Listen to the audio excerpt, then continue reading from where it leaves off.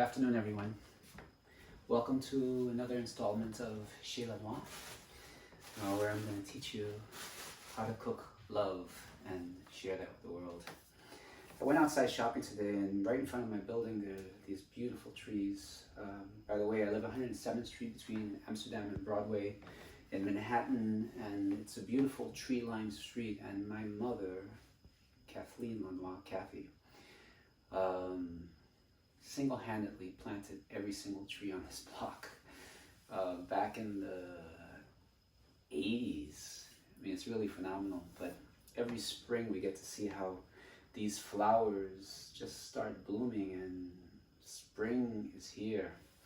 It made me think of a wonderful lyric from the song "You Must Believe in Spring," and it's sung by, I think, one of the greatest singers of the 20th century, Abbey Lincoln. Go look for her. She's beautiful, powerful singer, interesting, very different in the way that Betty Carter was very different, jazz singer. I'm talking about jazz, of course.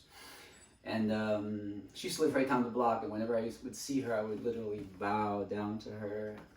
She was part of the freedom jazz movement back in the 60s, fighting for civil rights, but powerful singer. But the lyrics are really powerful. It's, you must believe in spring. Just as a tree is sure, its leaves will reappear. Just as, the secret of a rose waits the kiss of May. Beautiful, beautiful lyric. Anyway, that's what I was thinking of today. But as I was thinking of spring covered with COVID, it also made me think of letting go, because winter is a time of shedding leaves, shedding everything, and in the spring we grow back. And I think with COVID, we really need to think about, here we are quarantined, which can be a blessing in so many different ways. I know a lot of people don't view it that way, but I do. It's time to ask yourself, what have you been holding on to that you can let go? We're gonna play with that idea as we cook. Today we're making Ratatouille, another French dish. I think we started out with Italian. We're in the French zone yesterday with the delicious crepes that I made. Today we're still in France. We're gonna make some ratatouille, and after that, maybe, I don't know, we'll do something else. But anyway, what do we have here? Just some prep, right, that I did. I don't know if you can see, but this is saffron, lovely saffron. And the way I'm going to prepare that, I'm just going to add, this is some hot water. Just going to let that soak in here. Also for prep, what I've done is I've put, by the way, there are many ways of doing ratatouille. I'm doing this a little different than what I've usually done. I have some red and yellow peppers. So remember, it's about colors. This is spring, right? Always think colors. How can I make my dish more colorful? And I have some aubergine, some eggplant. We have some, I'm blanking on the name right now, the big, I forgot the name. I have some, look at these wonderfully cut yellow and green zucchini. And today I'm going to add something which I've never added before in my ratatouille, which is asparagus. And I love these dishes where you're basically, I had a whole bunch of asparagus that, another day or two, it would be spoiled. So I'm going to throw it in the ratatouille. And I also have some portobello mushrooms. I don't think that's a classically used when making ratatouille, but I do. And this is Chez Lanoix, so we're going to do it my way. So first thing we're going to do, I'll wait till this heats up a bit, is we're going to blanch our onions. So I was saying about letting go. There's so much that we hold on to. And I remember a shaman, my Don Diego, that I used to work with, who I mentioned saved my life in so many profound ways. He told us a story while we were in the jungle in Peru of the story of the sacred cow. And the story goes something like this. There's this student, this Indian student, lots of onion. And he is on the path to enlightenment. So he's studying with his master, and part of their training is just a sojourn. They're traveling across India, and while they're traveling, he teaches them, things come up. It's kind of like an apprenticeship in medicine, right? I mean, when you're doing residency, you're working in the emergency department, you see patients, and as things come up, as disasters come up, hopefully with some support from teachers, people who know, people who have your back and are not going to allow you to kill somebody, hurt somebody, and really harm yourself. Because when you've had like a really bad case early on in your career, man, that marks you. So you have to have really good support. But it's really an apprenticeship model, right? So is enlightenment. So this student is following this master around, and they're a year or two into their sojourn, and they're getting into the monsoon season, which I understand is somewhere around November in India. And monsoon is like heavy rain, like cats and dogs rain. And that day it was raining so hard that they could barely see 3 feet in front of them. I mean, it was heavy. So in the distance, they kind of make out this shack. And through mud and all this rain, they make their way to the hut. And it's a tiny hut, I mean, the size of, like, just tiny. Imagine that, tiny. And the people are really kind. They see their situation. They invite them in. And there are about 20 family members in this tiny wood hut, and it's leaking in different places. And in addition to the 20 family members, there's a cow, right? And the master says, why do you have your cow in here? And the family says, well, this cow is our livelihood. The milk, this is the only thing we have. And, the family, they're really poor. I mean, like, we don't know poor in this country. And they're all like emaciated. You can see the ribs. They don't have like their tattered clothes on. And this wonderful family, they're so nice. They actually share a little bit of food that they have left with the master and his student. So they eat. They exchange stories. And they all go to sleep. The 20 family members and the cow inside this hut that's leaking. So in the middle of the night, the student wakes up, and he notices that his master is not next to him. And he's like, what's going on here? And he makes his way, like climbing over,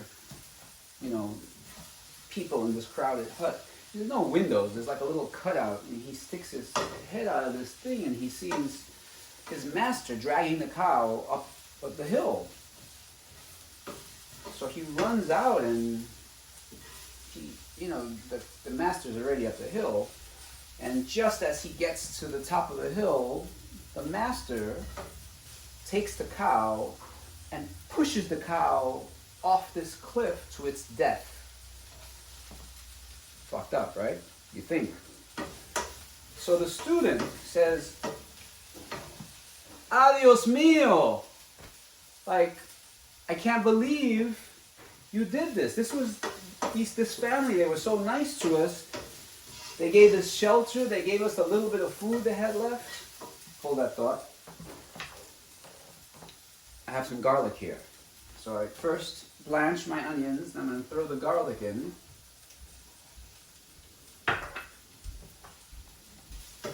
Just remember, there's no, like, this is not a science. It's about enjoyment. It's about, I got this recipe many years ago. Then you just play with it and say, well, what about if you do this? Like, what about if you, like the peppers, I cheated a little bit. You're supposed to like put the whole pepper, skin skin side up and let that roast. That's the way you're supposed to do it. I chopped it up. Anyway, you just play and you see what it looks like. I'm going to tell you a couple of different ways I'm going to deviate today because I try to keep it interesting for myself. As opposed to, just because I'm sharing something with you, I'm going to do it the way I always do it. That's the safe way. No, I'm not going to do that.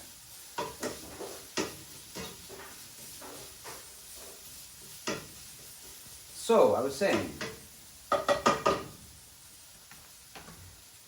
so the student is beside himself, and he tells the master, dude, I can't study with you. I can't even stand being around you. You're a terrible human being.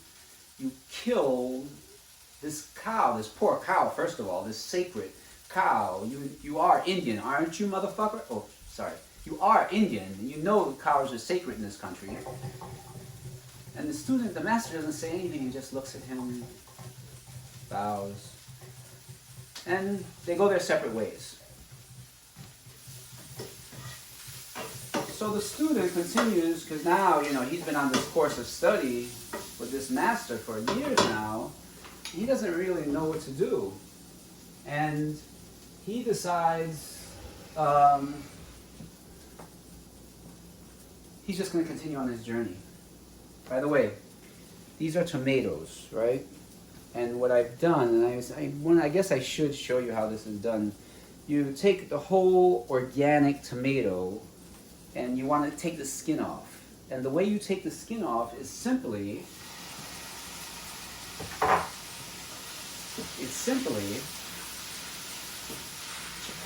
let it sit in boiling water for literally 1 minute. 1 minute. And then, when you take it out, the skin just comes off. And then, you quarter the tomato, and you take out all the seeds and all the liquid stuff.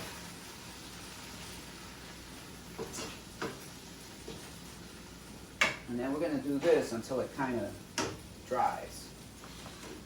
And then we're going to add a lot of rosemary.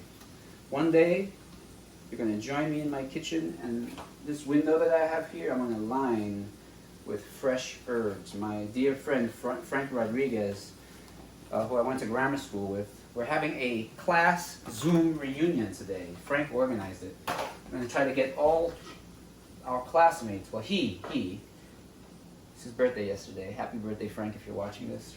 Frank is one of my heroes, one of my closest friends growing up, one of the few people who tolerate me.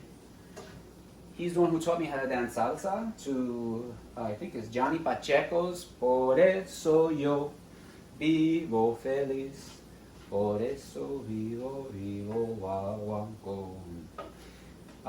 Frank's brother went on to become a famous chef. Like every single Cuban, highfalutin Cuban restaurant is either Douglas's or one of his sous chefs.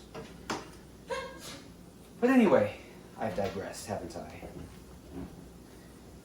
So, this Indian guy, the student, he completes his peregrination, and about 7 years later, he's happy. He's coming back home, and he's passing by the village where this incident happened, and he says, "Let me go visit this family, see how they're doing."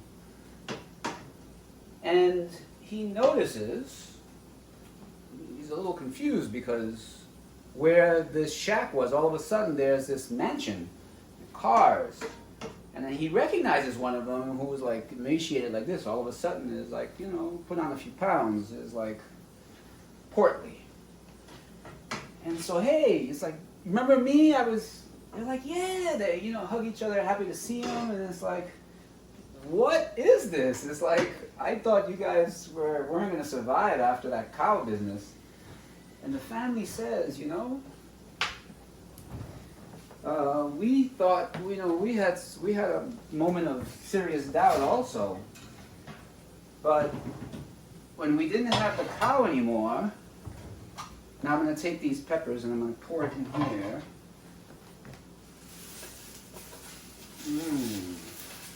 The smell of roasted peppers. Yum, yum. Oh, you know what? I should add the...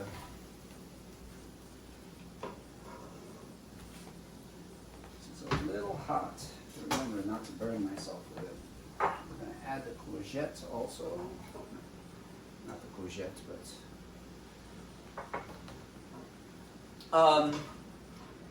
they're like, yeah, you know, we remember you. And we had this moment of panic also, but then when we didn't have the cow to rely on, we had to like scramble, and all of a sudden we discovered that, lo and behold, this land was incredibly fertile. We started planting, you know, and growing things and selling, and we made a lot of money, you know. So what's the point of this meandering story? The meandering story is we all have our sacred cows, and we think the sacred cows, they're our lives, they're so important to us, and we think without them we're going to die. But sometimes, and sometimes in this case means almost all the time, are actually holding us back. They're preventing us from greater things. It's just that we're afraid to move. An example in my own life, immediately after hearing this story, it really struck a nerve with me. I was like, whoa. Hold on one second. Just going to put a lid on this for a second and let that marinate without burning myself. Immediately after hearing the story, I was in the jungle, right? So I get back to St. Luke's Roosevelt, where at the time I happened to have been the program director of the emergency medicine program, and this was kind of something that I always wanted to do. I worked so hard. I worked in academics to become a director. And immediately upon hearing this story of the sacred cow, I realized that this idea of being a director was a sacred cow for me. I immediately resigned from my position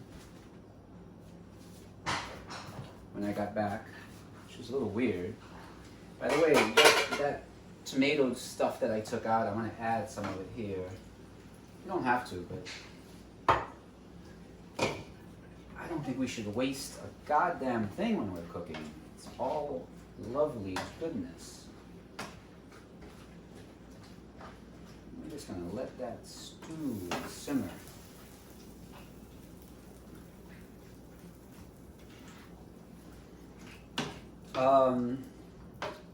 It was a big risk for me. I mean, imagine my entire career. Don't worry about these stems. You know, they're ugly right now, but they're adding so much flavor. And what I'm going to do now is we're going to add some salt. And don't forget, you can always add. You can't take back, so don't go nuts on any particular seasoning. We're going to put in some herbes, les herbes de Provence. Because we're making a French dish.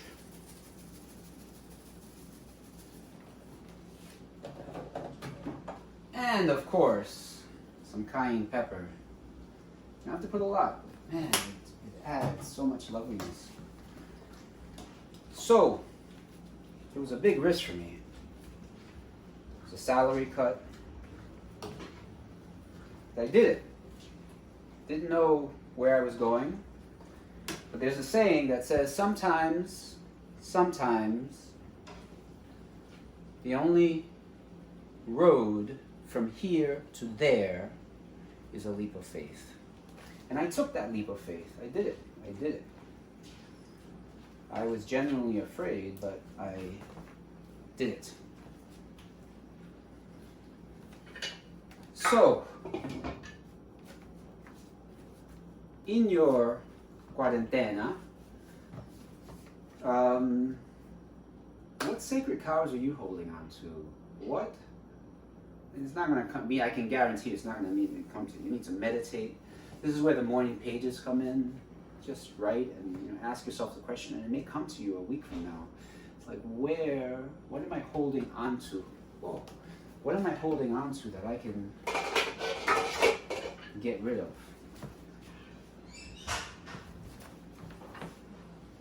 I almost forgot. Okay, we've put in our saffron, and we're also going to add some balsamic vinegar. I think I mentioned this the other time. Fairway's the premium, the super premium balsamic vinegar from Fairway, you will die for, and I guarantee you don't, in your salad dressings, you will never ever even use vinegar. You won't use oil anymore. It's just so good. It's expensive, but worth every penny. Yeah, so fine, like meditate on that question. Like really think about it. What am I holding on to that I can give up? Right? This is quarantine. I went to Catholic school, and I'm not religious at all. I like to say that 12 years of Catholic school taught me how to not believe in God. But thank God that I went to Catholic school. I'm not trying to insult anyone. If you're a believer, God bless you. Pray for me. Por favor. So,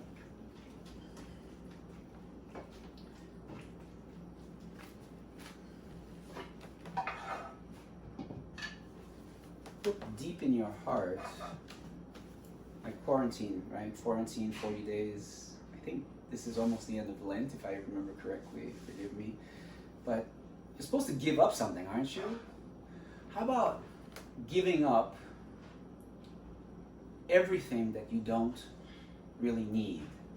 A lot of that it's actually everything. But these are things that you're going to think right now they're so important to you. You're going to say, this is me. I mean, without this, woe is me. Who am I going to be without this or that? This is the challenge. This is quarantena. This is Lent. This is take that razor blade and peel your skin off. Whatever's not necessary, just get those barnacles off of you. You will feel so light, so refreshed. Now I'm going to add my, see, now I don't know. I've never used this before. And you don't want to get this too. No, you know what? I'm going to do this in the oven.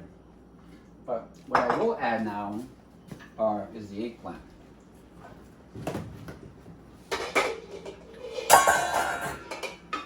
Now, ultimately, where I'm going with this, I dropped something.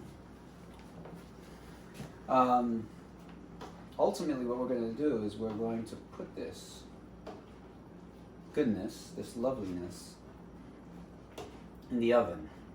And then we're going to cook the rest of it in the oven. We don't have to do that. This is, if you have a big enough pot, which I obviously don't, this can all be done right here.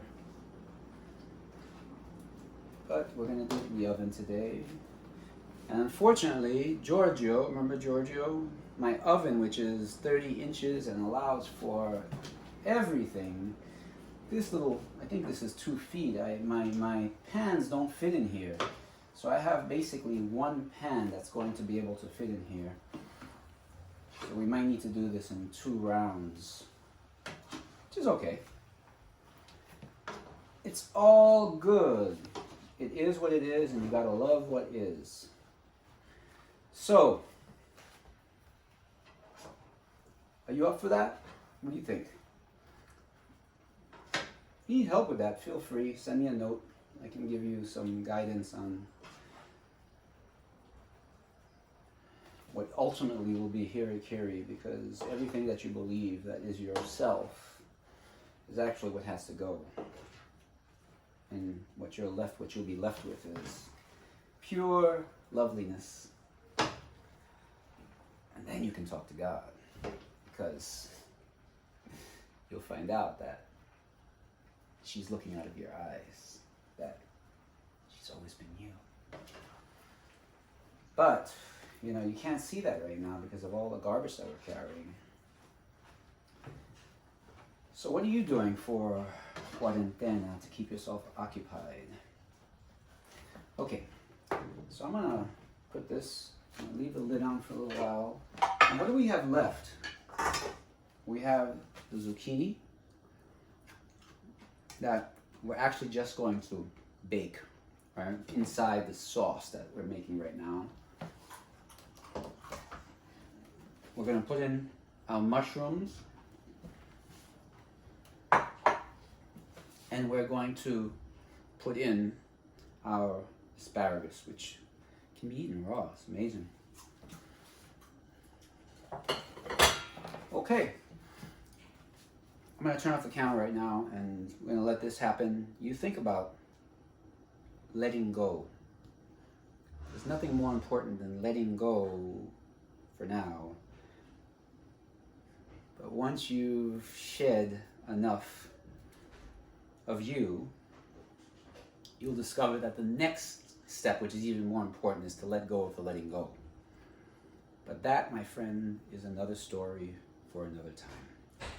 We'll be back in a second to finish this ratatouille. Okay, so in reality, not very much time passed. I actually shouldn't have even done that and continued doing what I love doing the most, which is talking. But I thought maybe you needed a break. So what I've done is I added the asparagus. I didn't cook it. I added the mushrooms. I added the zucchini, mixed it up, and I put it in here like this. I'm gonna grab a piece of aluminum foil, which I should have had prepared, just so the top layer doesn't get burned. Not sure that I have to do that, actually. These are the things that I have to learn along the way, right? This is a journey. But I have a feeling that my spirit guides are telling me, dude, you gotta cover this up. Shiny side up, because the other side is what maintains the heat, and all that juicy flavor coming from the seasoning, from the thyme. And we're just gonna leave that in there for about half an hour. I have extra. And now what can you do with ratatouille? Friends, everything. You can eat it as a solitary dish. You can mix it with chicken, or sometimes what I do is I mix it with the gluten stuff. Seitan. I mix it with seitan. Or in the morning, I put it over eggs, and one day I'll show you how to make galette. You can make galette, and you put this inside with eggs and cheese, and there's so many things you can do with ratatouille. But you know how to make a ratatouille now. You can serve it as a side dish with a beautiful piece of salmon or something on top of it. Be creative, but this is the dish, right? So I'm gonna leave you. We're gonna be back in half an hour, and we're gonna see what this looks like. Ciao. Okay. So, welcome back to Chez Lanoix. It's been half an hour. I've had the ratatouille in the oven. I'll show you what this looks like now. I made my two dishes.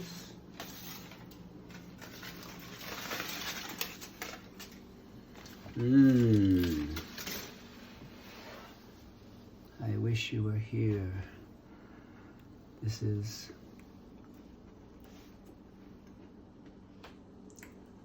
to die for. To die for. So I left you with a couple of ideas. This can be eaten all by itself, You gotta take out these. Now is the time. I should have done it before, but I like leaving in the goodness for as long as possible. I'm gonna show you how I'm gonna serve it today. Which, again, you can be as creative as you would like. There are no limitations to creativity. So what we're gonna do is I made some quinoa. Quinoa is an amazing grain, full of, it's considered a superfood. You know, you get away from eating rice. Rice is okay, but you want to eat food that are nutrient dense, that have a lot of nutrition. Rice doesn't have a lot of nutrition, right? Quinoa is just, you can live on quinoa. When we were in the jungle, we used to eat, they used to give us food just once a day. We were doing some heavy duty spiritual work. And they'd serve us quinoa with plantains, with no seasoning or anything, because we couldn't have anything with flavors or taste, because it was about depriving the body to allow the spirit to emerge. So again, you can make this as pretty as you like. You can serve this over pasta. Pasta would be amazing. I do this all the time, right? Just take this out of the oven, I'm gonna put my hand on it. Don't be foolish, as I am. Now look at that. All right, we're gonna delicately place some like that. If you want, you can put it around. See the onion? See how the mushrooms look? They look great. Serve a little bit of that like that. You know, kind of like with this like laissez-faire attitude. This is like healthy stuff. I mean, you don't have to worry about portion control here. I mean, lap it on, baby. Go for it. Gotta take out the stems, the thyme stems. Okay, so what are we gonna do now, right? We have this. This needs a little bit more.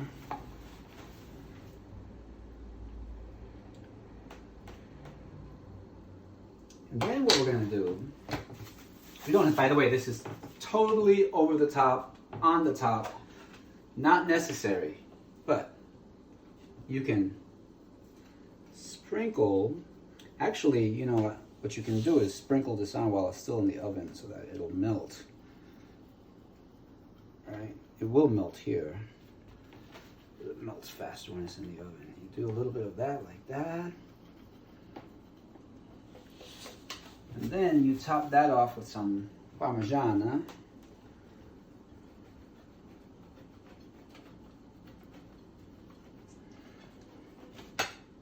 Now this is a meal unto itself.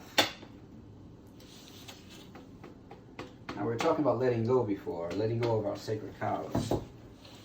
This is not about letting go. This is about diving in and enjoying fully. What I've also made here to